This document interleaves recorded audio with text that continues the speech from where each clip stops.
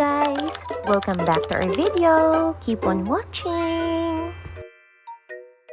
Hello weekend! Finally, pa-out na nga rin ulit ako sa work and 6 AM na nga nito. And ito nga yung pinakahihintay nating araw ngayong linggo. So, it's Saturday at yung asawa ko nga ay hindi pa nakakapag-out. At eto nga, pagbukas ko ng aming pinto, napakalamig nga naman. Ito nga raw yata yung huling buso ng amihan. Di ba pa summer na pero ang lamig pa rin talaga pag morning. At eto nga ang asawa ko, nakita ko na lang yung video niya dito sa phone. Hindi ko alam kung anong ginagawa niya dyan, kung nag-exercise ba siya or what. Habang ako naman ito, daily morning routine, walis-walis nga lang dito sa aming paligid. And then, umalis na nga muna yung asawa ko para bumili daw ng pares dahil ang cravings niya nga ngayong almusal ay pares. At ako nagpatuloy naman ako magwalis dito sa aming paligid. Ito talaga madalas yung routine ko kapag hindi ako agad-agad nakakatulog kapag may shift or kapag weekdays. Pero kapag weekend, asahan mo ito talaga. Every morning, walis, linis, ganyan. Tapos, inayos ko na nga rin dyan yung washing namin since yung washing namin is nasa labas. Dahil nga nung pinasok namin to sa loob nasira dahil nababasa yung pinakailalim. So ngayon nilabas na lang namin siya. And eto nga pala yung bahay namin na lilinisan ko pa. Diyos ko, ang daming ang kalat dahil buong weekdays talaga hindi ako nakapaglinis ng bahay. And eto nga, pagdating niya, kumain na rin muna kami ng breakfast, yung pares na binili niya para at least meron kaming energy sa buong maghapon dahil marami na naman ng mga household chores. Ngayon nga lang ulit kami kumain itong pares at alam niyo ba, isa ito sa mga favorite din namin. Yung pares kasi na to hindi siya katamisan. Fast forward, after ko ngang maisa lang itong mga first batch ng aking labahin, ito nagsampay na nga rin ako.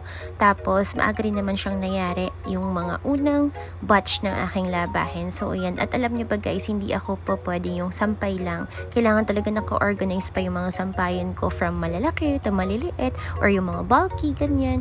So pares-pares talaga. Hindi ko alam pero gusto ko talaga makita ko siya sa sampayan ng maayos. Kaya nga minsan kapag yung asawa ko yung nagsasampay, talaga inuulit ko pa. So ako na lang rin talaga. Habang nakasala nga ang susunod, ito naman at naglinis naman ako ng aming electric fan na pagkarumi-rumi na nga, ang dami na nga rin mga alikabok nito dahil ang tagal ko na rin siya nung last na nalinisan. So ngayong araw din ako magja-general cleaning guys. Alam niyo naman tayo, multitask. Mahilig tayo mag-multitask. So kapag may ginagawa tayo sa iba or ginagawa tayong isa, meron pa tayong gagawing side. At iyan na nga, tinanggal ko na nga itong carpet namin na lilinisan ko rin. Pero hindi ko siya isasabay ngayon kasi mahirap maglaban ng carpet. Tapos inayos ko na rin itong mga natira naming mga gift nung kasal kasi nga nabasa ito na dinefrost namin yung ref. O diba, time-lapse na yung video para mabilis para sa inyo. Pero ito na nga, second batch na nga ng aking labahay na isasampay. So meron pa tayo nakasalang and ngayon din ako maglalaban ng mga basahan namin. So ayan, inorganize ko lang ulit itong mga sampayin ko kasi alam niyo na nga, ito ang atin nyo na kailangan talaga ayos lahat, as much as possible organize ang mga bagay-bagay. So yan, sinampay ko na nga rin dito sa kabilang side itong labahin namin na ito. Tapos bumalik din ako sa mga gawaing bahay dito naman sa loob.